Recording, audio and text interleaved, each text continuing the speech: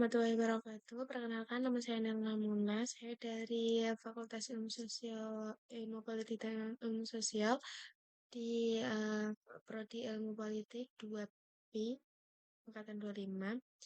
Saya di sini akan menjelaskan tentang regresi linier sederhana di SPSS. Pertama-tama kita masuk ke aplikasi SPSS. Kita lanjut ke variable view. Ini kita masukkan ini ganti namanya ganti X, terus yang kedua Y, terus kita ubah desimalnya menjadi 0. Oke, jadi 0 0. Lanjut kita masuk ke data view kita tinggal salin data yang ada di Excel atau di mana, atau di dokumen lain. Kita tinggal tempel aja di sini. C, masuk lagi ke SPSS, kita tinggal disalin. Ini ada 15. Oke. Kita lanjut ke uji normalitas dulu. Di uji normalitas kita di variable view, kita masuk ke analisis, langsung ke descriptive statistik, terus ke export. Export. Lanjut, ya, kita tinggal masukin dependent listnya, ini Y sama X-nya. Kita masuk klik ke plots. Langsung kita centang aja yang normality plots with dates. Terus lanjut continue. Setelah itu oke. Seperti ini ya. Tampilannya seperti ini. Ini ya. Kita lihat. Ini banyak banget kan. Kita lihat di ini. Apa? Kita fokuskan ke yang text of normality. Kita lihat yang ini ada Kolmogorov sama Shapiro-Wilk. Di sini itu jika N atau jumlah N atau DF-nya atau jumlah datanya tadi yang kita masukkan itu lebih dari 50, maka kita menggunakan yang Kolmogorov. Kolmogorov ini. Tapi jika datanya itu di bawah 50, maka kita menggunakan yang Shapiro-Wilk. Di sini kita mengacu pada signifikannya. Kita lihat di signifikannya.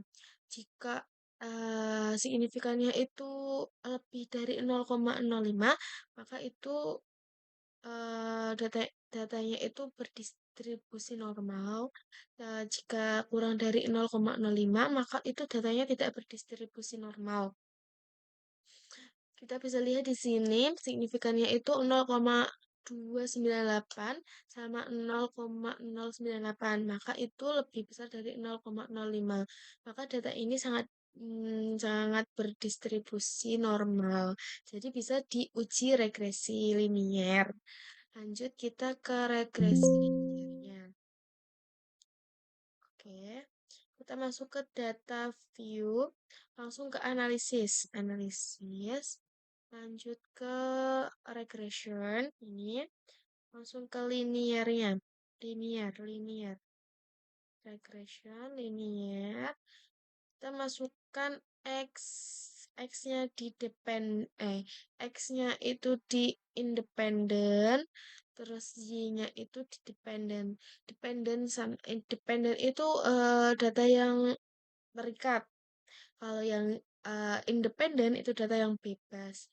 Terus kita masuk ke statistik, terus centang yang R square change, terus continue. Oke. Nah, seperti ini tampilannya. Seperti ini.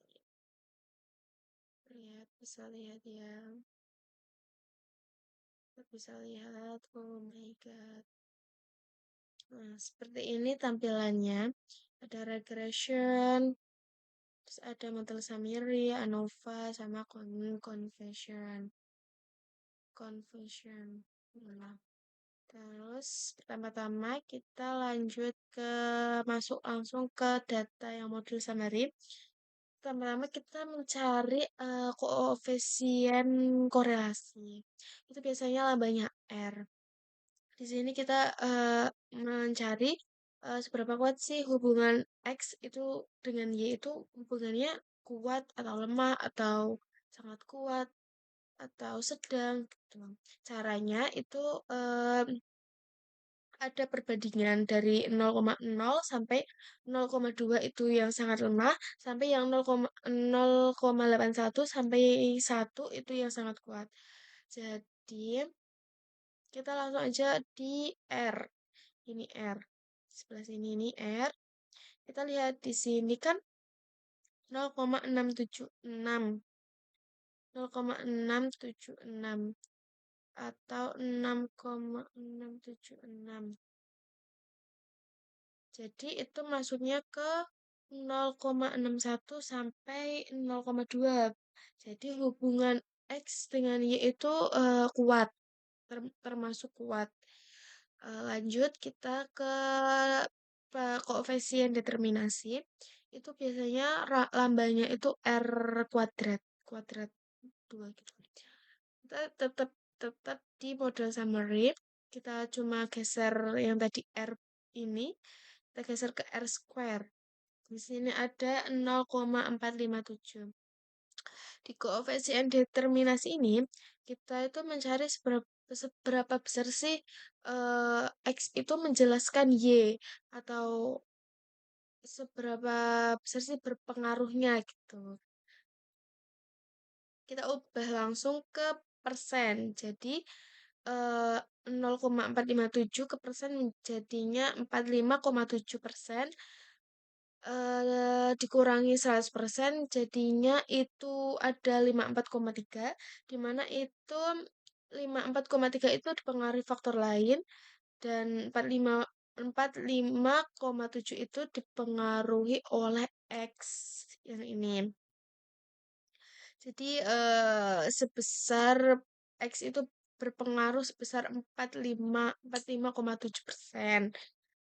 Selanjutnya itu ada uji pengaruh. Uji pengaruhnya kita menggunakan uji T. Uji T. Kita menggunakan uji T. Kita langsung lihat di koefisien. Kita lihat yang tabel T sama signifikannya ini. Uji T itu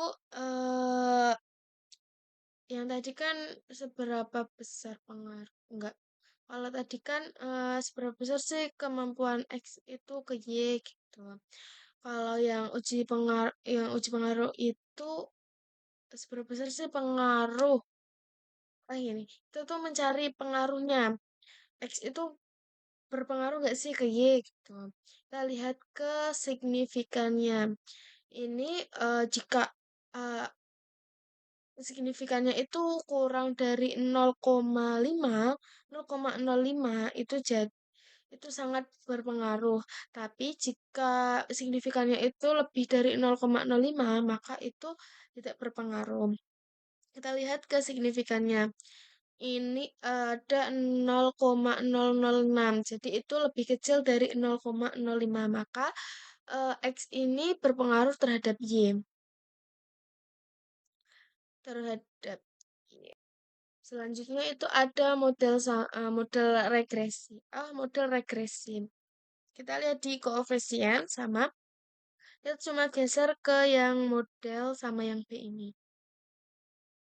Di model regresi ini ada rumusnya yaitu Y sama dengan A ditambah Y, A ditambah B, X, BX.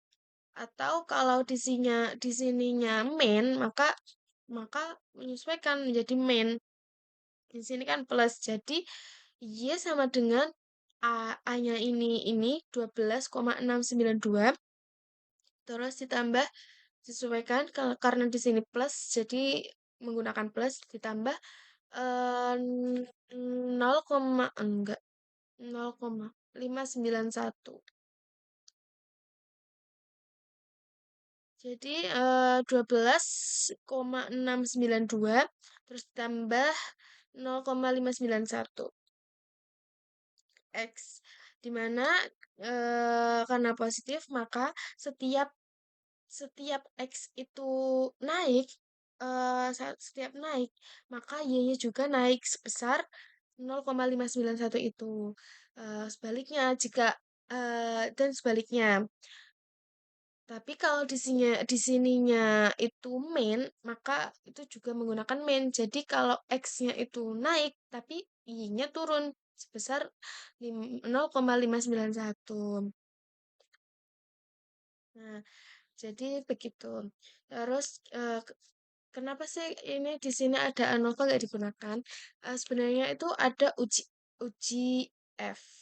Tapi karena kita mencari regresi linearnya yang sederhana, maka kita tidak menggunakan uji F. Kalau uji F itu digunakan untuk regresi berganda. Kalau uji yang sederhana itu cukup diuji dengan uji T aja. Karena variabel independennya cuma satu. Jadi ujinya juga harus satu. Gitu. Jadi sudah mendengarkan penjelasan dari saya. Apabila masih ada kesalahan, mohon sarannya dan dukungannya. Assalamualaikum warahmatullahi wabarakatuh.